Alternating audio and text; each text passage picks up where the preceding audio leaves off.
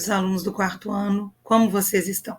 Espero que estejam todos bem, cuidando bem da saúde, tomando bastante líquido, higienizando sempre as mãos. Meu nome é Cláudia Márcia e estou aqui hoje para mais uma aula de língua portuguesa. Na aula passada, nós iniciamos a etapa de revisão, de retomada do capítulo 2, que é a seção do Já Aprendi. Gostaria que vocês separassem o livro, o lápis e a borracha, que nós iniciaremos agora as nossas atividades, das páginas 71 e 72, para fazermos então essa retomada. Muito importante para nós recordarmos tudo o que trabalhamos no capítulo. Vamos lá? Vamos começar? Então, o que nós temos no início da página 71? Nós temos aqui a oportunidade de criar um texto instrucional com algo que nós gostamos muito de fazer, dobraduras, desenhos. Quem nunca montou um barquinho de papel, não é mesmo? Só que muitas vezes, quando nós montamos o barquinho de papel, nós sequer imaginamos que para montá-lo temos que seguir regras. Ele já está tão automatizado para nós que nós fazemos isso de maneira muito simples e muito tranquila. Mas, e se eu tiver que ensinar alguém a fazer um barquinho de papel? Alguém que nunca fez. E essa pessoa precisará de seguir etapas para conseguir, não é mesmo? Então, observem aqui que nas 4 primeiras etapas, nós temos aí, seguidos dos algarismos de 1 até 4, as ilustrações. E nós precisamos pensar em escritas para essas 4 etapas. Como nós colocaríamos aqui? De que maneira nós escreveríamos para alguém seguir e conseguir chegar ao resultado final? Vamos juntos? Então, vejamos aqui o seguinte. Só deslocar aqui um pouquinho. Muito bem. Vamos pensar na primeira etapa. Poderíamos pedir que a pessoa dobrasse a folha ao meio, não é? Então, observem que eu comecei aqui este comando com um verbo. Por quê? Nós vimos que os textos instrucionais, eles têm um verbo que fazem o quê? O comando, aquilo que a pessoa precisa executar. É como se fosse uma ordem. Então, é importante começarmos assim para que a pessoa possa seguir as etapas conosco. Logo ao lado, nós vemos, seguindo a etapa 2, que a folha já foi dobrada ao meio e temos um pontilhado e setas indicando. O que mais nós deveremos fazer? Observem que os pontilhados indicam exatamente os lugares onde devemos dobrar. Então, que instrução nós daríamos à pessoa que quer fazer a dobradura desse barquinho? Poderia ser, por exemplo, em seguida, pegue cada uma das pontas e dobre-as até o meio da folha já dobrada? Observem que a pessoa que for seguindo, etapa por etapa, ela consegue acompanhar conosco com tranquilidade. Vamos para a etapa 3? Vocês vêm comigo? Então vamos lá. Levante as abas de maneira que fique um pedaço dobrado de cada lado. Observem bem a ilustração da etapa 3 e vejam se o comando que eu propus aqui está de acordo. Está, não é mesmo? Então, a partir daqui, a pessoa consegue seguir para a 4ª etapa. Vamos juntos? Na 4ª etapa, o que seria? Com as abas dobradas para cima, certifique-se de que o papel estará com o formato de um chapéu. Lá na etapa 4, a ilustração que nós temos é a de um chapéu? Exatamente. Quer dizer que até então nossas etapas estão corretas e os nossos comandos levam a pessoa a seguir cada uma delas e a chegar a esse resultado aí, junto conosco. Vamos em frente? Vamos seguir? Agora temos aqui as etapas de 5 a 8. Como nós podemos continuar as orientações para quem quer chegar ao final com o barquinho de papel montado? Então, eu pensei na etapa 5. Abra o fundo do papel e dobre-o na direção contrária, como se fosse, deixa eu só deslocar aqui um pouquinho para não ficar na frente, formar um losango, de maneira que cada ponta das abas fiquem juntas. Observem que nós estamos usando aqui conceitos matemáticos importantes. Retângulo, losango. Viram como as disciplinas conversam entre si? Como elas caminham juntas? Voltando aqui então. Chegamos à etapa 6. Dobrando como foi instruído na etapa 5, nós chegaremos a essa imagem aí, que lembra o losango, que lembra uma pipa, não é mesmo? Então, o que nós poderíamos colocar no comando da 6ª etapa? Dobre para fora a ponta da parte inferior até que ela encoste na parte superior do papel. Vejam que da etapa 6 para chegarmos na 7, nós chegaremos exatamente àquela imagem lá, com a dobra feita conforme foi sugerida. Então, a partir daí, o que faremos em relação à etapa 7? Agora, certifique-se de que ele vai deixar de ser um losango para ser um triângulo. Vejam aí, mais uma forma, mais uma figura geométrica. Estamos aí, então, com um triângulo, com a marca bem na parte central, na parte do meio. Como chegarmos, então, na parte que vem na etapa 8? Vejamos aqui como seguir. Abra novamente o fundo do papel e dobre-o na direção contrária, formando agora um quadrado. Observem bem que a base, o fundo, parece um quadrado. E a imagem nos deixa isso muito claro. Vamos agora para as duas últimas etapas. São as etapas 9 e 10. Observemos aqui.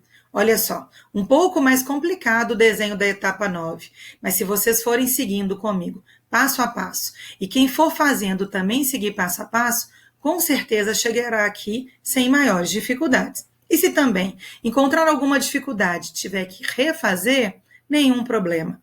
Fará novamente, seguindo as etapas, e com certeza chegará junto conosco. Então, qual a sugestão para a etapa 9? O quadrado deve estar com uma ponta central e duas laterais. Por quê? Chegaremos à etapa 10 puxando as pontas laterais delicadamente até que se forme o barco. Veja, você já tinha imaginado que algum dia construiria um texto como esse? Viu como é interessante podermos instruir, orientar alguém a fazer algo, mesmo que seja simples? É uma forma de você ajudar alguém que não está conseguindo, como alguém poderá fazer isso por você em algum momento. Não é mesmo? Podemos seguir adiante? Legal essa atividade, né? Também gostei bastante. Então vejamos aqui, lá na página 72, nós temos algumas atividades onde nós retomaremos um pouquinho o conteúdo sobre substantivo composto. O que é mesmo substantivo composto? Vocês se lembram? Pensem um pouquinho aí. Qual a diferença entre substantivos simples e substantivos compostos? Pensaram? Vou dar uma dica. Substantivos simples formados por apenas uma palavra. Chapéu, relógio, caixa. Substantivos compostos formados por duas, três palavras. Pé de moleque, saci pererê, guarda-chuva. Lembraram agora? Ficará mais fácil, então, seguirmos com a questão número 5. O que ela nos pede? Apresente um exemplo de cada tipo de substantivo composto, de acordo com o que é pedido. Letra A. Duas palavras que são escritas juntas. Temos várias possibilidades. E eu trarei aqui para vocês, para toda a questão número 5, algumas sugestões. Mas você pode completar com outras que você tenha aí e que você ache também que sejam interessantes. Não tem nenhum problema você ter mais recursos para estudar, não é mesmo? Então, o que eu pensei para a letra A? Passatempo, motosserra, mal me quer, hidrovia. Complete aí a sua lacuna, de acordo com as palavras que você escolheu, pode fazer junto comigo ou de livre escolha, ok?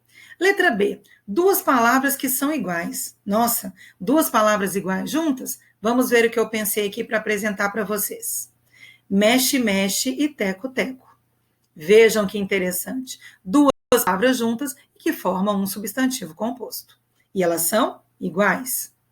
Na letra C, as duas palavras sendo substantivos. Vamos ver então que possibilidades eu trago aqui para vocês? Rádio, relógio, peixe, boi, samba, enredo. Vocês já tinham pensado nessas composições de substantivos para formar um substantivo composto? Olha aí, chegou agora a nossa oportunidade. Letra D. Duas palavras que sejam ligadas por hífen. Nós já vimos, inclusive, nas letras B e C, essas condições aí, de palavras ligadas por hífen. Mas vamos ver outras possibilidades? Terça-feira, peso pesado, obra-prima, palavra-chave. E temos aí segunda-feira, quarta-feira, quinta-feira, sexta-feira. Veja quantas possibilidades temos de completar aí. Muito bem. Duas palavras que sejam ligadas por palavras como de, da e do. Vocês se lembram que essas palavras aí estão presentes na formação de várias outras? Então vejamos aqui algumas sugestões. Água de colônia, cana de açúcar, João de barro, pimenta do reino. 4 situações aí, onde nós temos aquelas palavras no meio das proposições. E letra F, a primeira palavra sendo guarda. Você já deve ter conseguido lembrar de várias, não é mesmo? Mas eu trago aqui para vocês algumas sugestões. Guarda-roupa, guarda-sol, guarda-chuva. Será que alguém aí lembrou das mesmas que eu? Ótimo, muito bom. Vocês estão indo muito bem. Vamos seguir em frente? Vamos agora para a questão de número 6. E a questão número 6 vem retomando conosco o uso da letra S, das várias situações que vocês trabalharam em aulas anteriores. Então, na questão número 6, vem pedindo assim: apresente 4 exemplos de palavras, de acordo com o título de cada quadro. Nós temos aí os 2 primeiros quadros, que são palavras com SS e palavras com S depois da consoante. Então, vamos começar com palavras com SS. Tem um monte assim de palavras com SS, mas eu separei algumas aqui para vocês conferirem comigo. Assembleia, assalto, assado, assoalho, pássaro, passarinho, várias outras possibilidades. Complete o seu quadro com quantos exemplos você quiser e aproveite para treinar bem a ortografia dessas palavras e também a separação silábica delas. Pois, quando nós temos SS numa palavra e vamos fazer a separação silábica, o SS precisa ficar separado, em sílabas separadas. Palavras com S depois da consoante. Também temos um monte, mas eu trago algumas aqui para vocês. Inversão, o S depois da consoante R. Persa, novamente o S depois da consoante R. E perseguido. Mais um exemplo onde o S vem depois da consoante R. E vocês colocarão aí os exemplos que vocês quiserem. Combinado? Vamos seguindo adiante. Mais uma palavra, curso. Então, aqui apresento para vocês 4 exemplos com SS e 4 exemplos com S depois da consoante. Mais à frente, o que nós temos aqui? A outra parte da questão. Palavras com S entre vogais e palavras com S inicial. Também tenho certeza que vocês conhecem várias palavras, mas apresentarei aqui alguns exemplos de S entre vogais. Que exemplos trago para vocês? Pose, rosa, coisa, causa. Observem aqui que a letra S entre vogais produz o som do Z. É um som um pouco diferente, não é mesmo? Mas é importante também trabalharmos com a ortografia dessas palavras, porque aí teremos a melhor condição de escrevê-las sempre corretamente e não fazermos a troca do S pelo Z. Por fim, palavras com S inicial. Também, assim na língua portuguesa. E aí eu trago para vocês aqui alguns exemplos. Sorte, semáforo, sal e santo. Ok? Trago novamente aqui 4 exemplos de cada uma. Mas no quadro vocês podem escrever quantas vocês desejarem. E aproveitem aí para fazerem, quem sabe com a família, um ditado usando essas palavras. Ou mesmo você fazendo para você de uma forma como numa brincadeira. É uma maneira bem prática e lúdica de você treinar a escrita dessas palavras. E é muito gostoso fazer um ditado. Então, quem sabe, você aproveita aí e como para casa, você trabalha com as palavras escritas com S nas várias situações para fazer o seu para casa, o seu treino ortográfico. Bom, agradeço mais uma vez aqui a sua participação e relembro que é muito importante que vocês sempre, mesmo que estejam aí com as atividades já em dia, tirem um tempinho de estudos extras, que façam leituras de textos que sejam para diversão. Quando você faz uma leitura, mesmo sendo para diversão, você está aprendendo. E essa leitura colaborará bastante para você na hora de uma escrita, na hora da produção. Ok? Muito obrigada e até a próxima.